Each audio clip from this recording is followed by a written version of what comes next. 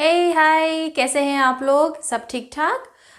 Okay, आप लोगों ने साबूदाना की खिचड़ी बनाई, साबूदाना का वड़ा बनाया, मुझे आपने उसके रिस्पॉन्सेस भी बताए, काफ़ी अच्छी चीज़ें बनी हैं। बस एक छोटा सा काम नहीं किया है। जिन्होंने लाइक का बटन प्रेस नहीं किया है, प्लीज़ लाइक पर जाइए, उसे प्रेस कीजिए, उसको ब्लैक से ब्लू बनाइए और मेरे लिए बहुत सारी शुभकामनाएं इसी तरीके से भेजिए।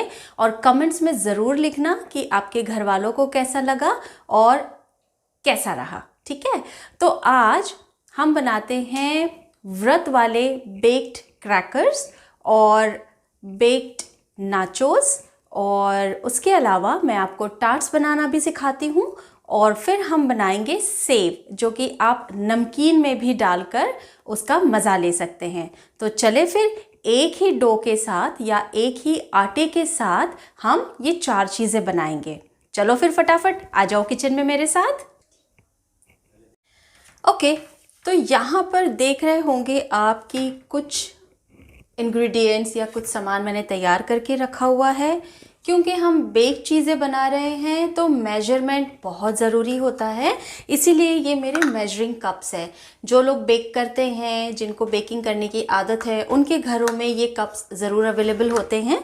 फिर भी मैं आपको एक इन्फॉर्मेशन ज़रूर दे दूंगी इनके बारे में, वो ये कि मार्केट में आपको 2 टाइप के जो है या 2 मेजरमेंट्स के आपको ये कप्स मिलते हैं, जिसमें से इंडियन फूड स्टैंडर्ड्स के अकॉर्डिंग जो होते हैं वो होते हैं 200 ml का एक कप, जो थोड़ा छोटा होता है, और यूएस फूड स्टैंडर्ड्स के अकॉर्डिंग जो होते हैं वो होते हैं 240 ml के, या आजकल 250 ml के भी मिलने लगे हैं, बट जो स्टैंडर्ड साइज़ है वो 240 ml है, जिसमें सबसे छोटा यानी 1/4 कप जो होता है वो इंडियन स्टैंडर्ड्स के अकॉर्डिंग 50 ml का होता है और यूएस स्टैंडर्ड्स के अकॉर्डिंग 60 ml का होता है। तो जो मेजरमेंट्स मैंने लिए हैं वो इंडियन स्टैंडर्ड्स के अकॉर्डिंग लिए हैं। ठीक है, तो यहाँ पर मैंने लिए हैं 3 तरीके के आटे जो हमारे व्रत में यूज़ होते हैं। सबसे पहले जो है ये है हमारा कुट्टू का आटा, ये मैंने 1/4 कप लिया है। आप जो भी आटे लोगे सब एक ही प्रोपोर्शन में लोगे। ठीक है, और ये है सिंघाड़े का आटा, और समा का जो चावल होता है उसका आटा भी अवेलेबल होता है, ये वो आटा है। आप चाहो तो राजगीरे का आटा भी यूज़ कर सकते हैं सेम प्रोपोर्शन में, तो चारों आटे आप डाल सकते हैं। 1/4 कप्स मैंने लिए हैं। ये 1/4 cup boiled and grated potato है, ये मैंने इसमें मिक्स करना है। 1 बड़ा चम्मच मूंगफली का पाउडर है, और इसमें मैंने सीजनिंग्स डाली है। सीजनिंग में क्या क्या है? सेंधा नमक है, जीरा पाउडर है, भुना जीरा पाउडर और काली मिर्च है। जिनके घरों में लाल मिर्च खाई जाती है वो चिली फ्लेक्स भी डाल सकते हैं इसमें। ये मैंने लिया है जो सेंधा नमक है वो 3/4 टीस्पून है, और जीरा पाउडर 1/2 टीस्पून है, और काली मिर्च 1/2 टीस्पून है। सीजनिंग्स आप अपने टेस्ट के अकॉर्डिंग भी घटा बढ़ा सकते हैं। मोयन के लिए या फिर जैसे हमें इसको क्रम्बल इफ़ेक्ट देना है, उसके लिए मैं घी यूज़ कर रही हूँ। तो घी हम 2 से 3 टेबलस्पून इसमें डालेंगे। देखते हैं कि हमारा आटा ये कितना लेता है। और क्योंकि हम बेकिंग बेक चीज़ बना रहे हैं तो उसके लिए क्या, जब भी आप आटा लेते हैं आटे को छानना बहुत ज़रूरी होता है। तो ये मैंने डाल दिया इसमें सिंघाड़े का आटा, समा के चावल का आटा और कुट्टू का आटा। इन सबको हम एक बार अच्छे से छान लेंगे।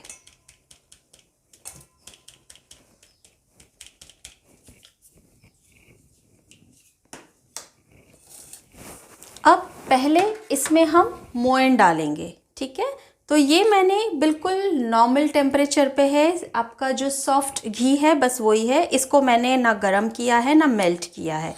तो ये मैं 2 टेबलस्पून्स मैंने इसमें डाल दिए हैं। पहले मैं ये देखूँगी कि ये ठीक से मिक्स होता है या नहीं। मुझे इसमें जैसे ब्रेड क्रम्स लगते हैं जब आप ब्रेड को, फ्रेश ब्रेड को जब आप पीसते हैं तो जिस तरीके से उसका पाउडर बनता है, मुझे वो वाला इफ़ेक्ट इसमें लाना है।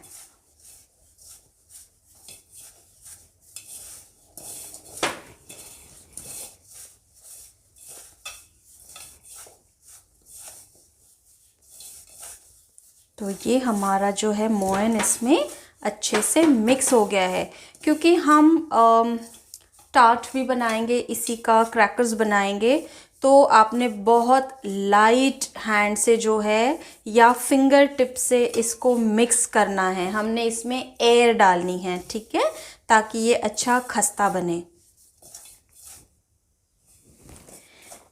तो ये हमारा जो आटे की शुरुआत है या जो फर्स्ट स्टेज है, उस पे हमारा ये आटा आ गया है। अब हम इसमें बाकी की चीज़ें ऐड करेंगे, जैसे कि ये रही हमारी सीजनिंग, मूंगफली का पाउडर और उबले हुए और कद्दूकस किए हुए आलू। पहले हम इनको मिलाएंगे और फिर जब इसमें पानी की ज़रूरत पड़ेगी तो हम इसमें थोड़ा थोड़ा करके डालेंगे। हमें बहुत ज़्यादा पानी इसमें ऐड नहीं करना है।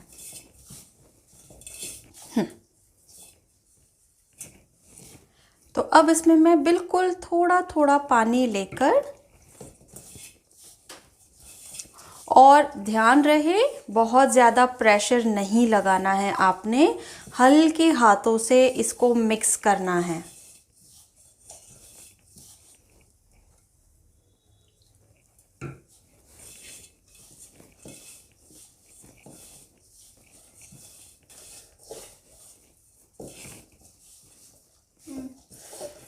अब देखिए ये बाइंड होने लगा है।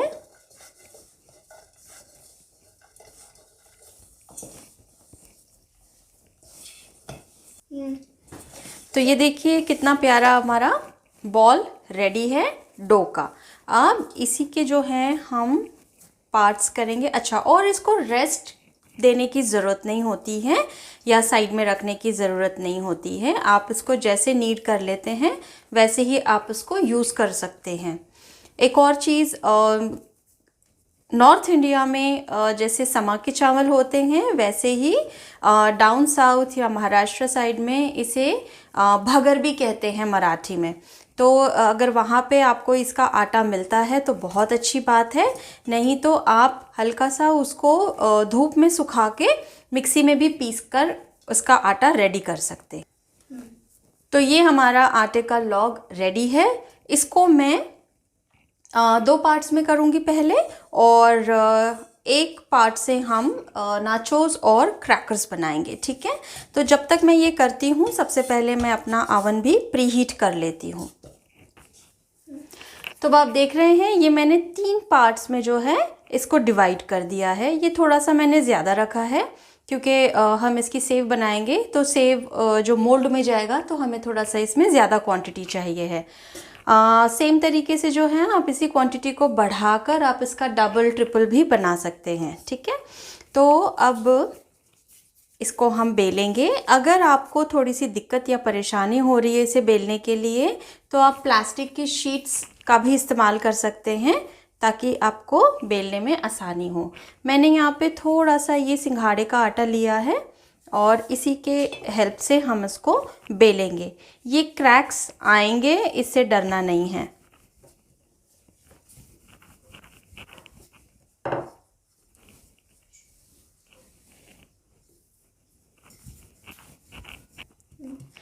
तो ये जो है हमारी एक छोटी सी जो चपाती है वो हो चुकी है। मेरे पास एक ये कुकी कटर है, इसकी हेल्प से मैं इसमें से राउंडल्स काटूंगी, और आप अपने इच्छा से या आपकी जो भी पसंद हो वो मोल्ड से आप इसको काट सकते हैं।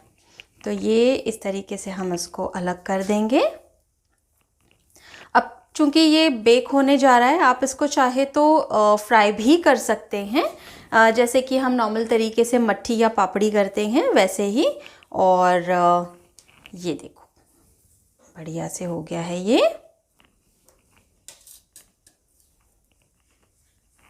कोई बात नहीं, ये इस तरीके से एक्सीडेंट्स होते ही हैं, किचन में होना चाहिए, तभी हम सीखते हैं।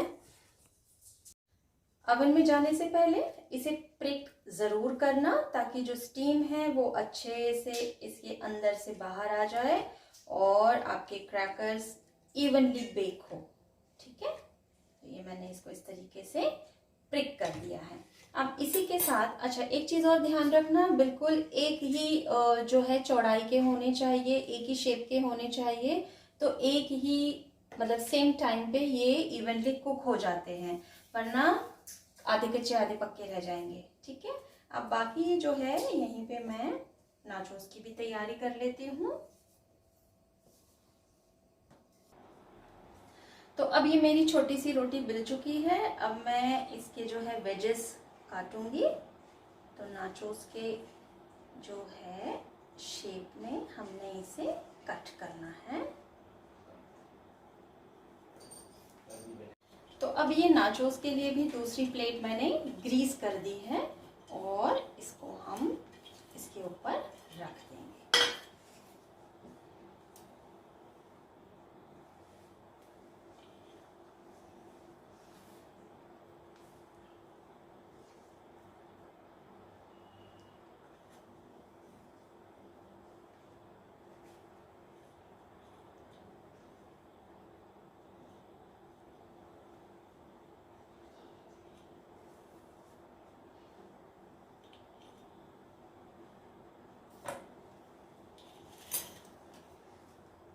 ध्यान रहे इसे भी प्रिक करना जरूरी है। तो मैं इसे चाकू से इस तरीके से प्रिक कर रही हूँ। ठीक है, ओवन को मैंने 200 डिग्री पे प्रीहीट किया था। अब ये जो हमारे क्रैकर्स हैं इसे मैं रखूँगी 15 मिनट के लिए बेक होने के लिए, और इसे मैं रखूँगी 12 मिनट के लिए, क्योंकि ये पतले और छोटे हैं, ये थोड़े इससे बड़े हैं।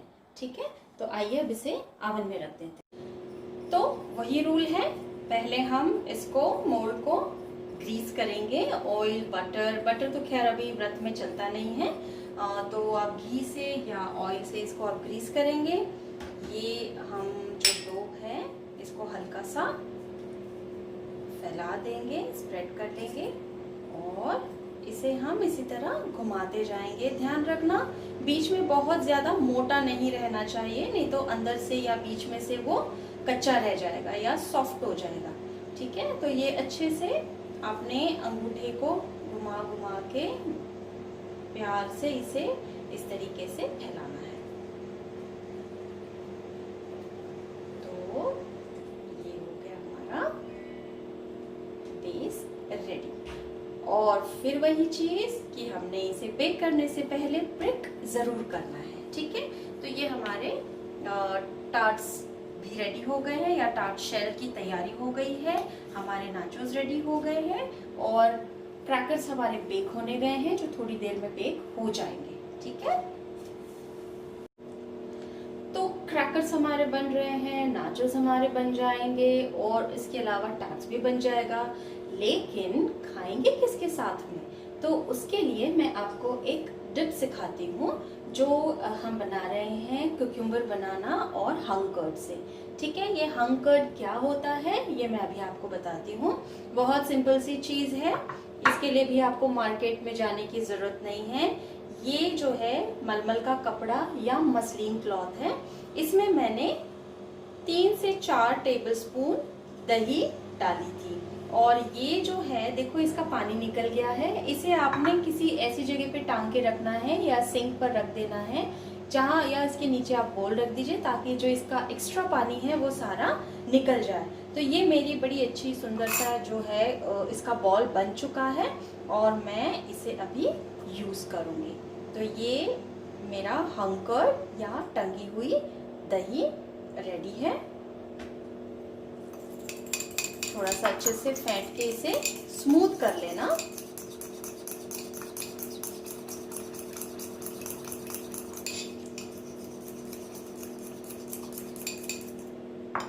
ठीक इसके अलावा जो हम इसमें डालने वाले हैं वो है खीरे को कद्दूकस कर लेते हैं।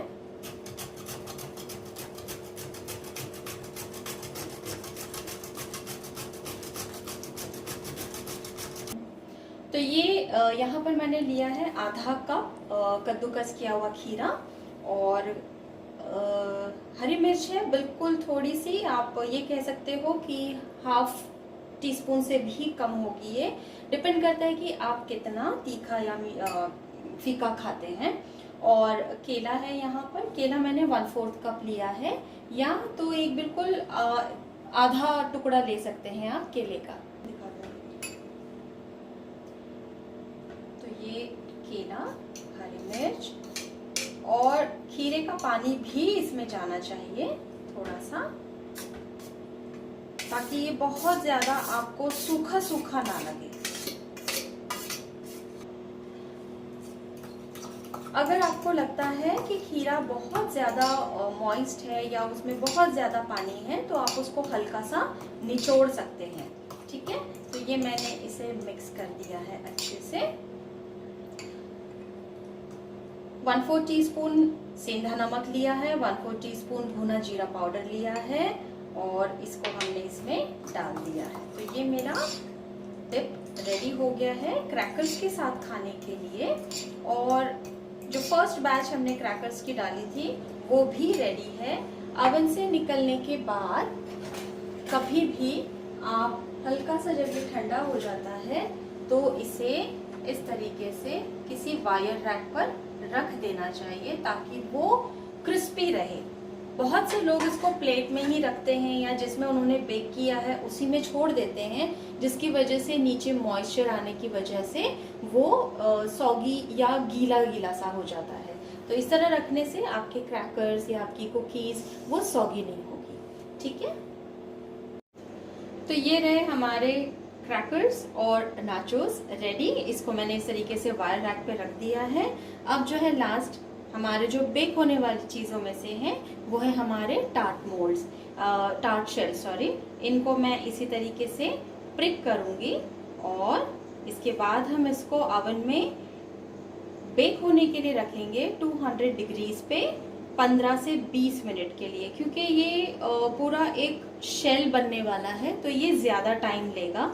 तो आप 20 मिनट्स पे ही सेट कर देना। ठीक है, तो इसको हमने इस तरीके से प्रिक कर दिया है और अब मैं इसे ओवन में डालने जा रही हूँ। ओवन की जो भी प्रॉब्लम्स है, बहुत से लोग हैं जो ओवन को ठीक से नहीं समझ पाते हैं, तो मेरा एक वीडियो मैं और आपके साथ शेयर कर रही हूँ, वो वीडियो आप देख लेना। तो आपके जो भी डाउट्स है ओवन से रिलेटेड या OTG या माइक्रोवेव ओवन से रिलेटेड वो सारे दूर हो जाएंगे।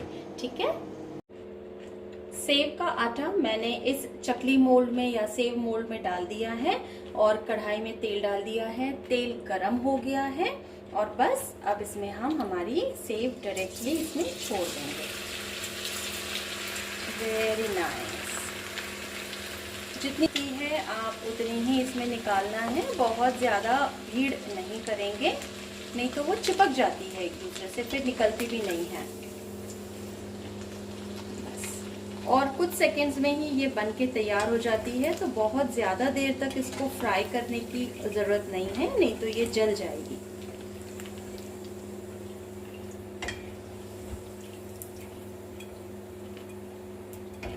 हो गई है जी हमारे क्रैकर्स, हमारे nachos with cucumber banana dip ready है। आराम से खाइए, इसको इस तरीके से डिप में डुबाइए और दूसरों को इम्प्रेस भी कीजिए। सो चीयर्स।